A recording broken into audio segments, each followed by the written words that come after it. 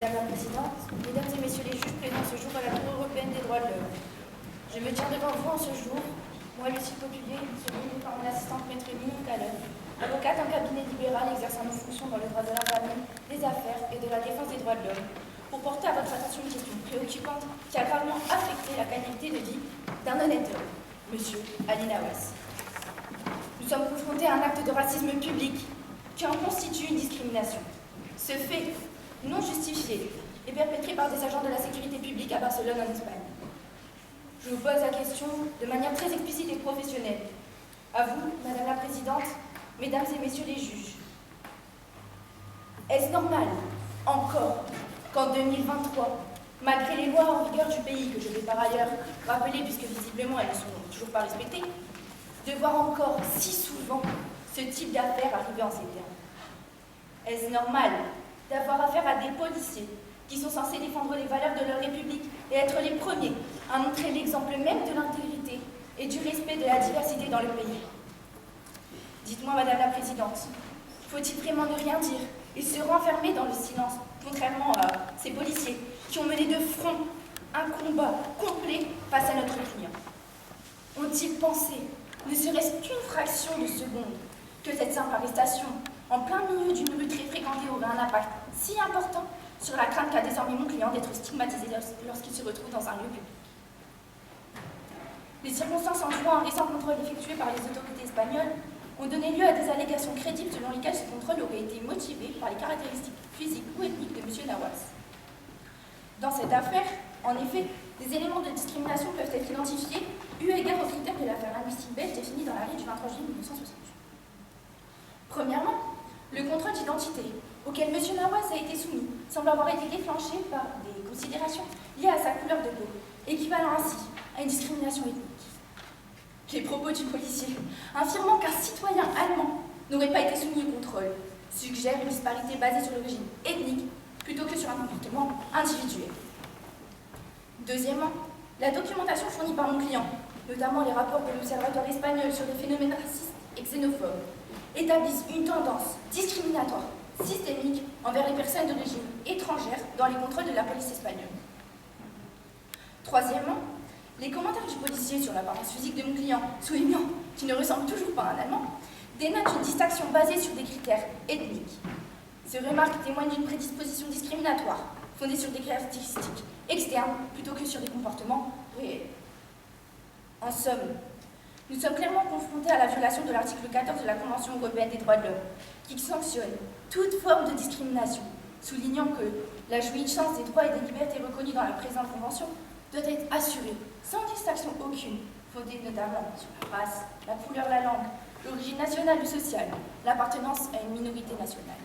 Jouissance dont notre client n'a pas bénéficié dans cette affaire. Je me permets de soumettre maintenant une analyse approfondie de l'affaire opposant M. Nawaz à l'État espagnol, en mettant en lumière une violation certaine de l'article 8 de la Convention européenne des droits de l'homme, qui consacre le droit à le respect de la vie privée et familiale. Un droit pourtant fondamental, dont l'essence même repose sur la protection de l'individu contre les ingérences injustifiées dans sa sphère personnelle. Dans le cas de M. Nawaz, plusieurs éléments suscitent des préoccupations quant à une possible violation de cet article. Tout d'abord, le contrôle d'identité auquel il a été soumis semble avoir été effectué sans motif raisonnable apparent. La Cour européenne des droits de l'homme a régulièrement affirmé que toute ingérence dans le droit à la vie privée devait être justifiée par des motifs légitimes. Or, en l'absence de raison valable, le contrôle d'identité peut être considéré comme une ingérence injustifiée dans le droit à la vie privée de notre client. Cette affaire expose également à une possible violation de l'article 8 de la Convention, également par les émotions profondes qu'il a suscitées chez notre client. Les propos discriminatoires et l'expérience d'injustice dont il est quotidiennement l'objet ont engendré chez lui une frustration manifeste, une humiliation et une angoisse latente. Ces répercussions émotionnelles représentent une intrusion dans sa vie privée, au-delà de l'aspect physique du contrôle. Les rapports de l'Observatoire espagnol concernant les propos racistes et xénophobes ajoutent une dimension supplémentaire à cette affaire, puisqu'ils dénoncent une surreprésentation des personnes d'origine étrangère parmi celles contrôlées par la police espagnole. In fine, il serait pertinent de souligner l'absence d'une audition approfondie des témoins, en particulier de l'ami de M. Nawaz et des passants présents lors du contrôle. S'ils avaient été entendus, cela aurait pu fournir des éléments probants quant à la justification de la réaction de mon client face aux propos xénophobes du policier. L'absence de ces auditions pourrait être condamnée comme une lacune dans le processus judiciaire national, compromettant la capacité de notre client à établir de manière concluante la motivation raciale du contrôle d'identité. Me voilà enfin à devoir vous présenter une analyse approfondie des arguments soulevés dans l'affaire opposant M. Nawaz à l'État espagnol, en tenant compte des principes énoncés dans la jurisprudence Gillen and Quinton contre le Royaume-Uni du 12 janvier 2010. L'affaire soulevait alors de la question cruciale de la légitimité du contrôle d'identité. Selon l'arrêt rendu dans cette affaire, la justification d'un tel contrôle doit reposer sur des raisons objectives et non discriminatoires. Dans le contexte de la rue touristique de Barcelone, la nécessité de renforcer la sécurité peut constituer une raison objective, mais il est impératif d'évaluer la proportionnalité et la nécessité du contrôle en question. Les propos du policier, suggérant que le contrôle aurait différé s'il avait été allemand, soulèvent des inquiétudes quant à une discrimination basée sur l'origine ethnique. Enfin, la Cour doit reconnaître que les contrôles d'identité peuvent avoir des conséquences émotionnelles, soulignant la nécessité d'une balance équitable entre la sécurité publique et le respect des droits individuels, notamment le droit à la vie privée. Je vous soumets un cas tout autant frappant, comme dans la jurisprudence Bassu contre Allemagne du 23 juillet 2010. Un élément saillant entre les deux enquêtes et l'absence d'enquête approfondie, soulevant des préoccupations cruciales quant à la protection effective des droits fondamentaux. Cette jurisprudence a mis en avant l'impératif d'une justification non discriminatoire des contrôles d'identité. Comme rappelé explicitement dans cette affaire, tout contrôle d'identité basé sur des critères discriminatoires tels que l'origine ethnique est totalement inadmissible. La Cour insiste également sur l'importance de considérer les éléments systémiques dans l'évaluation des violations des droits de l'homme. L'absence d'enquête approfondie dans l'affaire Nawaz entrave la capacité de la Cour à déterminer s'il existe des tendances systémiques de discrimination dans les contrôles d'identité. Enfin, cet arrêt consacre la reconnaissance des répercussions émotionnelles. Dans l'affaire qui nous concerne, l'absence d'une enquête approfondie soulève des questions sur la manière dont ces répercussions émotionnelles ont été traitées, et si elles vont situer une atteinte au droit à la vie privée en vertu de l'article 8 de la Convention. En conclusion, mesdames et messieurs les juges de la Grande Cour européenne des droits de l'homme, cette affaire soulève des questions cruciales quant à la protection de nos droits fondamentaux dans le cadre du contrôle d'identité. Faute d'enquête approfondie, les éléments présentés mettent en lumière des préoccupations sérieuses liées à la non-discrimination, à la justification des mesures prises et à l'impact émotionnel sur notre client. Pouvons-nous, en toute certitude, considérer qu'un contrôle d'identité, sans justification claire et discriminatoire, respecte les normes européennes des droits de l'homme? N'est-ce pas de la responsabilité des autorités publiques de garantir que de telles pratiques respectent la dignité de chaque individu, indépendamment de son origine ethnique?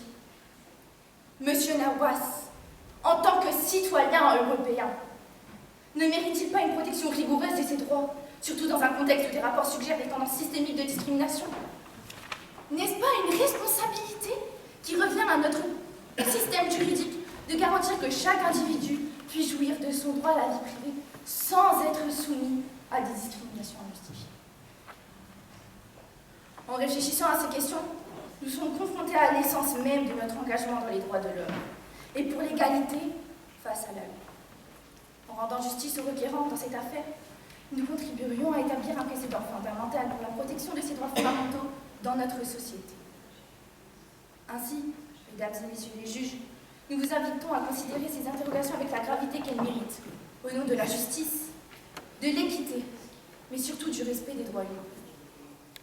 La décision que vous prendrez aura des implications qui dépasseront le cas individuel de M. Nawaz, impactant la préservation de nos valeurs démocratiques et de notre engagement pour garantir à chacun sa dignité humaine. Nous en remettons donc à vous, Madame la Présidente, Mesdames et Messieurs les juges de la Grande Cour européenne des droits de l'homme, afin de condamner le gouvernement espagnol pour la violation combinée des articles 8 et 14, protégés par la Cour européenne des droits de l'homme. Mon client demande donc une révision de son jugement, un approfondissement de l'enquête, notamment les témoignages des passants et de son ami présent lors des faits, et le remboursement de l'amende qu'il a eu à payer. Nous réclamons par ailleurs une satisfaction équitable de 5 000 €, au titre du préjudice moral que le gouvernement espagnol a fait subir à notre client, puisque selon l'article 41 de la Convention, si la Cour déclare qu'il y a eu violation de la Convention ou de ses protocoles, et si le droit interne de la haute partie contractante lui permet d'effacer qu'imparfaitement les conséquences de cette violation, la Cour accorde à la partie lésée s'il y a eu satisfaction équitable. Madame la Présidente, Mesdames et Messieurs les juges, nous vous remercions pour votre attention. Je vous remercie, maître. J'appelle à la barre l'avocat associé Ninon Calonne. En quoi estimez-vous que l'enquête menée par les autorités espagnoles n'a pas été suffisamment approfondie? Et quels éléments de preuve auriez-vous jugé pertinents pour justifier le refus du contrôle d'identité et de manquer de respect envers les autorités? Madame la Présidente, Mesdames et Messieurs les juges de la Grande Cour européenne des droits de l'homme, avant de me positionner sur le soi-disant manque de respect de mon client que vous soutenez, je me permets de porter à votre attention certaines observations cruciales concernant l'enquête menée sur l'incident impliquant M. Nawas, dans lequel il a été soumis à un contrôle d'identité à Barcelone. Ces observations soulignent des lacunes dans la recherche des faits et soulèvent des inquiétudes quant à la pertinence de l'enquête. Tout d'abord, il est à noter que l'enquête n'a pas inclus l'interrogatoire de l'ami de M. Nawas, ni des passants présents lors de l'incident. Ces témoins potentiels auraient pu fournir des perspectives cruciales sur le déroulement du contrôle d'identité, contribuant ainsi à une évaluation plus complète des événements. L'ami de mon client aurait pu apporter des informations essentielles sur le comportement de M. Nawas avant et pendant le contrôle, offrant ainsi une vision plus nuancée des circonstances entourant l'incident. Par ailleurs, l'absence d'interrogatoire des témoins limite la capacité d'évaluer la légitimité du contrôle d'identité en question. Les témoins pourraient contredire des allégations d'agressivité de M. Nawas, contribuant ainsi à une compréhension plus approfondie des faits. Je souhaite désormais attirer votre attention sur un aspect crucial de l'enquête concernant l'incident, à savoir les déclarations contradictoires entre M. Nawas et les policiers intervenants. Ces divergences soulignent un manque d'approfondissement de l'enquête et posent des questions fondamentales quant à la précision des conclusions qui en ont résulté. En effet, les policiers intervenants ont nié catégoriquement tout propos xénophobe ou discriminatoire à l'égard de M. Nawas. Ils ont insisté sur le fait que le contrôle s'était déroulé dans le respect des lois et des procédures en vigueur. Bien que cette version des faits ait été acceptée, l'enquête n'a pas approfondi les motivations possibles derrière la contradiction flagrante entre les témoignages. Une démarche plus approfondie aurait pu inclure des méthodes d'investigation supplémentaires telles que l'analyse approfondie des circonstances entourant l'incident. Votre attention aurait dû se porter aussi sur un élément fondamental qui semble avoir été négligé lors de l'enquête. Il s'agit de la justification du contrôle d'identité au faciès, qui semble manquer de fondement dans la mesure où l'attitude de M. Nawas ne présentait aucun danger imminent pour l'ordre public. Premièrement, il est essentiel de souligner que les déclarations des policiers intervenants, le contrôle d'identité aurait été effectué en raison de l'agressivité présumée de mon client. Cependant, force est de constater que l'agressivité n'a pas été démontrée ni étayée par des éléments objectifs ou des témoignages indépendants. De plus, l'enquête aurait dû examiner en détail si l'attitude de M. Nawas constituait réellement une menace pour l'ordre public au moment du contrôle. Si aucune preuve de comportement menaçant ou de risque imminent n'a été établie, cela soulève des questions essentielles quant à la légitimité du contrôle d'identité. Par ailleurs, en quoi l'argument selon lequel le contrôle aurait été justifié par l'augmentation des vols dans la région serait-il directement lié à l'attitude de M. Nawas? Le simple fait de se promener dans la rue avec des amis touristiques ne peut être considéré comme une activité menaçante et aucun lien ne serait établi entre M. Nawas et les incidents de vol. Me voilà maintenant à vous exposer une fois encore une piste que vous n'avez pas explorée, l'absence de recherche des enregistrements des caméras de vidéosurveillance présentes dans la zone. Cette omission pourrait être perçue comme une négligence qui a compromis la recherche de la vérité dans cette affaire. Premièrement, il est de notoriété publique que les zones touristiques sont souvent équipées de dispositifs de vidéosurveillance. Ces caméras ont pour objectif de garantir la sécurité publique et de fournir des preuves en cas d'incident. Dans le contexte de notre affaire, il aurait été essentiel de consulter les enregistrements pour obtenir une perspective objective des événements. L'absence de recherche des enregistrements des caméras de vidéosurveillance est préoccupante, car ces éléments auraient pu corroborer et contredire les déclarations des vidéosurveillants, des parties impliquées. Il aurait pu également offrir une vision impartiale des circonstances entourant le contrôle d'identité de M. Nawas, contribuant ainsi à établir la vérité. Par ailleurs, la non-recherche des enregistrements des caméras de vidéosurveillance pourrait être interprétée comme une omission regrettable dans l'évaluation de la légitimité du contrôle d'identité. Ces enregistrements pourraient fournir des éléments de preuve cruciaux sur le comportement de M. Nawas avant, pendant et après le contrôle, permettant ainsi une analyse plus approfondie de la situation.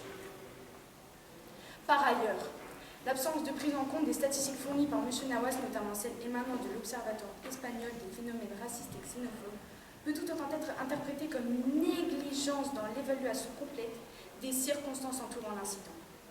M. Nawas a fourni des statistiques provenant d'une source fiable, démontrant une surreprésentation des personnes d'origine étrangère parmi celles soumises à des contrôles policiers en Espagne.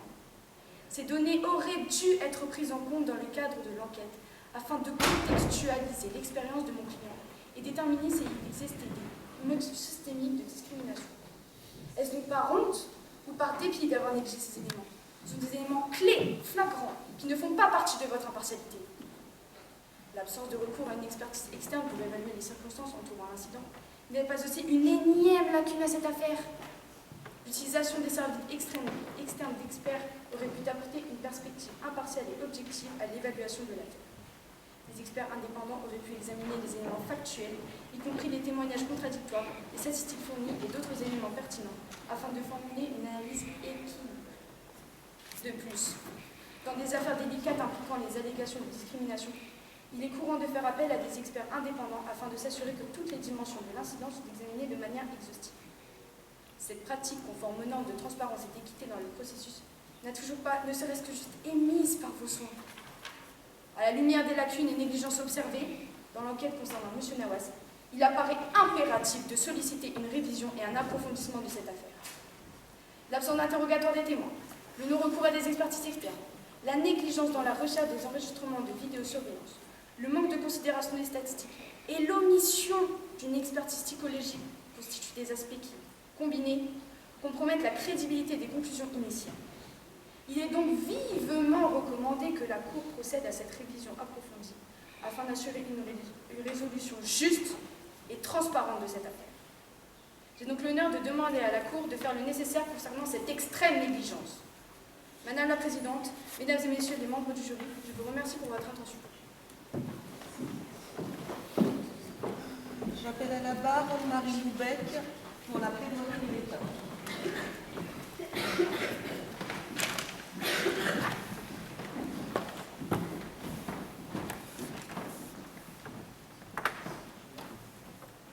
Madame la Présidente, Mesdames et Messieurs les juges de la Grande Cour européenne des droits de l'homme, je suis Marie Loubec, secondée par mon assistante Léna de Croo, et nous nous tenons devant vous aujourd'hui en tant que représentante de l'État espagnol, prête à exposer notre plaidoyer dans l'affaire opposant M. Ali Nawas à nos autorités. Nous vous prions de considérer attentivement les faits présentés, mettant en lumière les motifs objectifs qui ont conduit à l'interpellation de M. Ali Nawas et de reconnaître la nécessité impérieuse de maintenir l'ordre public dans un contexte marqué par des préoccupations sécuritaires légitimes. Or, il est clair ici que cet individu s'est montré particulièrement agressif et insolent face aux forces de l'ordre. Trouvez-vous cela normal qu'aujourd'hui, en 2023, des personnes se permettent d'agir d'une telle façon face aux forces de l'ordre? Trouvez-vous cela normal de remettre en cause les intentions des policiers et le regard que l'on porte sur leur professionnalisme? Non, ça ne l'est certainement pas. Nous vous invitons alors, honorables membres de la Cour, à considérer ces éléments avec impartialité et à reconnaître la légitimité des actions entreprises par les autorités dans l'exercice de leurs devoirs au nom de la sécurité et du maintien de l'ordre public. Madame la Présidente, Mesdames et Messieurs les juges de la Cour européenne des droits de l'homme, nous entamons notre plaidoyer en mettant en exergue l'absence de discrimination dans les actions de l'État espagnol à l'égard du Peignot, puisqu'aucun des critères définis dans la linguistique belge rendue le 23 juillet 1968 ne peut être validé. Il est impératif de souligner que chaque étape de cette affaire a été marquée par la neutralité et que chaque individu, y compris M. Nawas, est traité lors de tout contrôle d'identité de manière équitable, sans distinction fondée sur son origine ethnique. aucune mesure défavorable n'a été prise à son encontre, garantissant ainsi une égalité de traitement en conformité avec les principes de la Convention européenne des droits de l'homme, à savoir son origine ethnique. L'atteinte à la vie privée de M. Navas, résultant de ce banal contrôle, peut être considéré comme limité.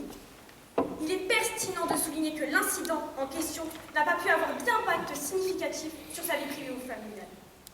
Les actions des autorités étaient justifiées par des préoccupations de sécurité publique et n'étaient pas intrusives comme le prétend la partie adverse, au point de compromettre sa vie privée ou familiale. Il est donc évident que l'article 8 de la Convention européenne des droits de l'homme ne saurait être convoqué dans notre affaire.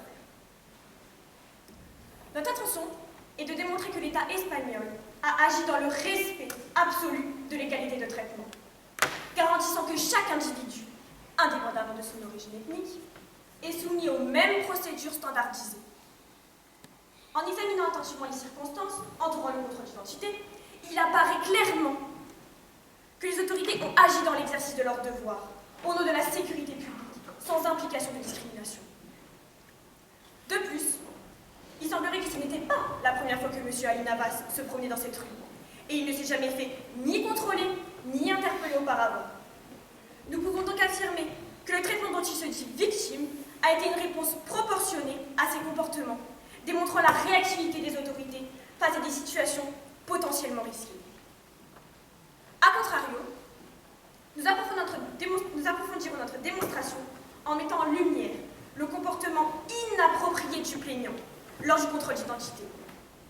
Cette dimension revêt une importance cruciale pour éclairer la légitimité de l'interpellation qui dénonce et démontrer que les actions des forces de l'ordre étaient nécessairement motivées par des impératifs de sécurité publique, indépendamment de son origine ethnique.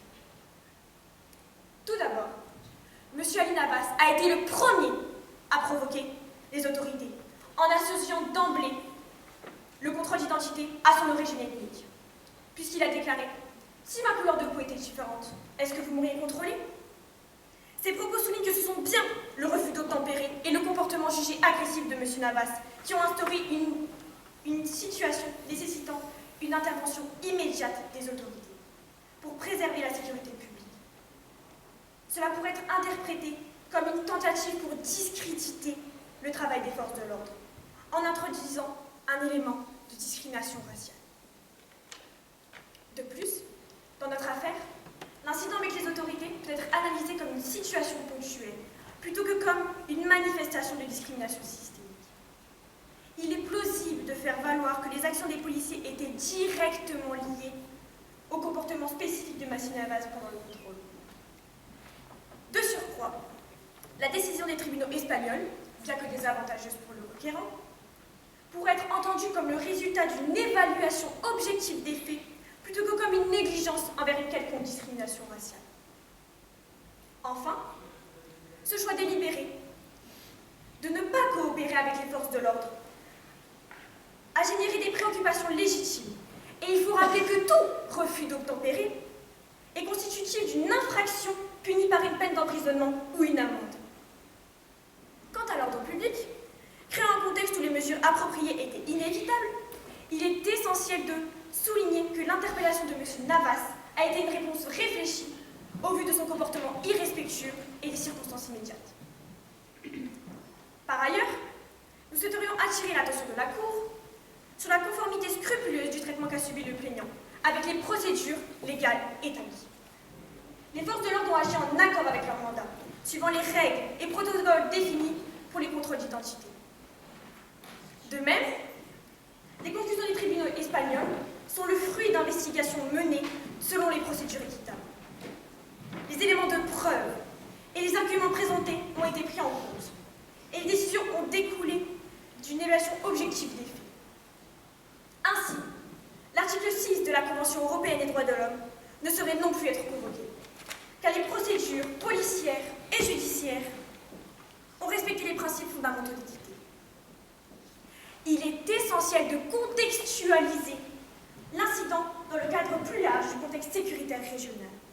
La région où s'est déroulé le contrôle d'identité de M. Navas a été marquée par une augmentation des incidents de vol, incitant les autorités locales à renforcer la présence policière. Ce contexte sécuritaire tendu nécessite une vigilance accrue pour maintenir la sécurité des résidents et des visiteurs.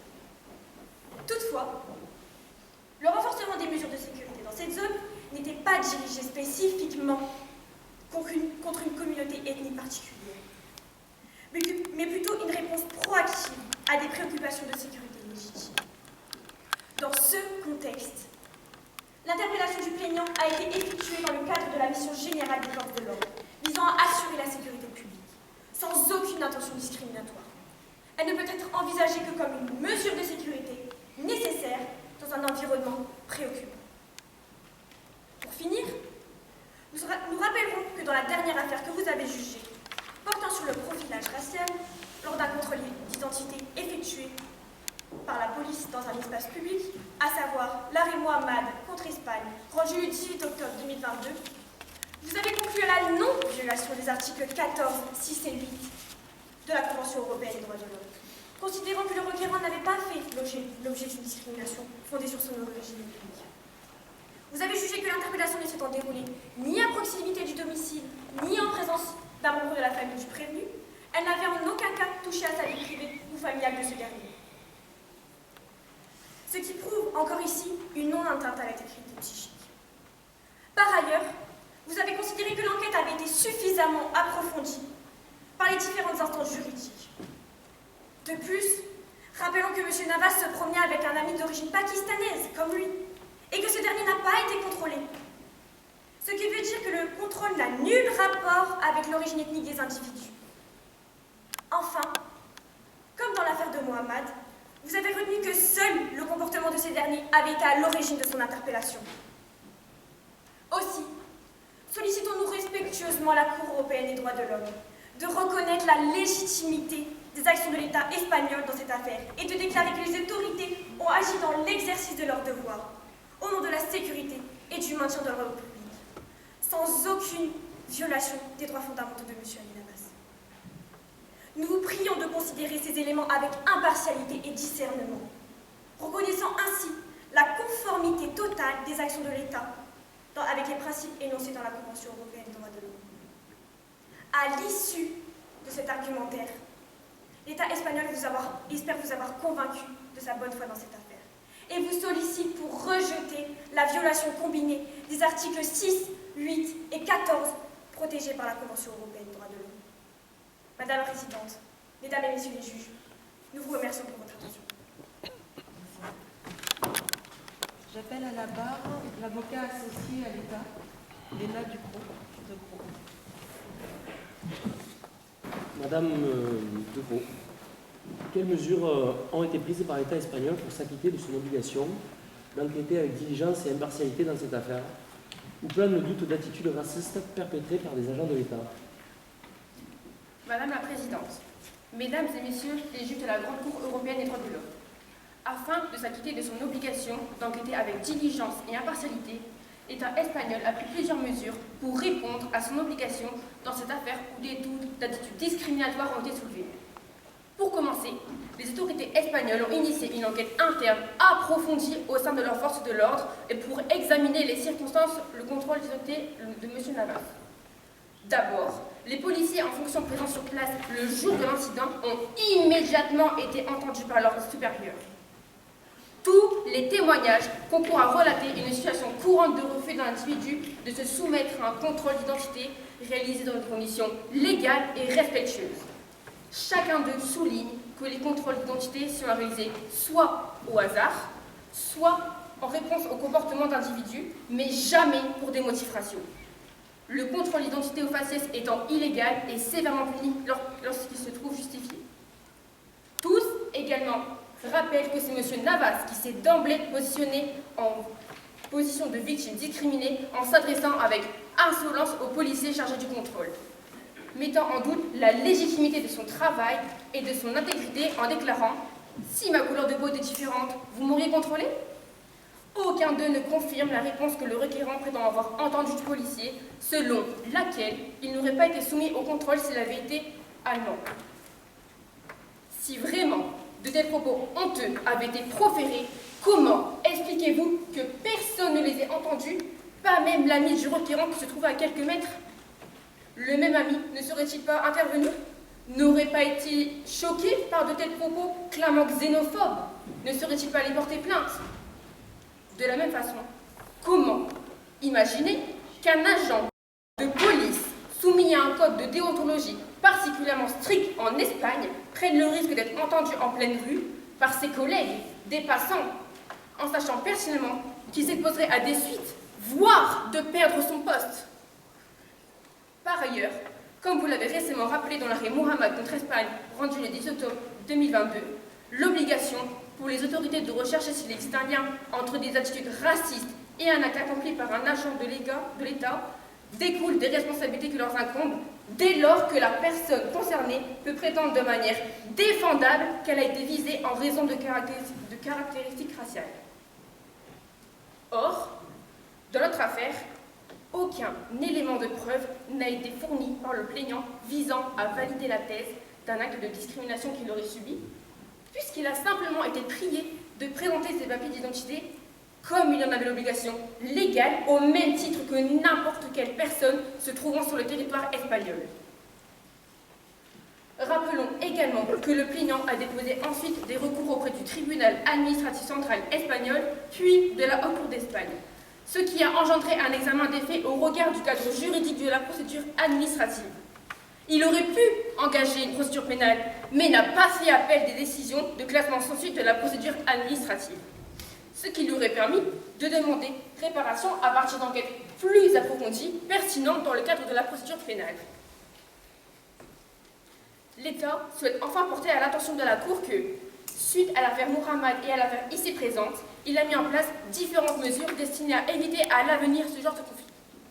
D'une part, il a engagé un dialogue significatif avec les communautés qui se sentent impactées par des incidents de cette nature. Il espère que cette démarche de consultation permettra de mieux comprendre les préoccupations locales, de renforcer la confiance et d'impliquer ces communautés dans la recherche de solutions à long terme. D'autre part, il a encouragé la mise en place de programmes de formation continue pour sensibiliser davantage encore les forces de l'ordre et les instances juridiques au respect de la diversité et aux questions de discrimination réelles ou vécues comme telles par les intéressés. Madame la Présidente, Mesdames et Messieurs les juges de la Grande Cour européenne des droits de l'homme, merci pour votre attention.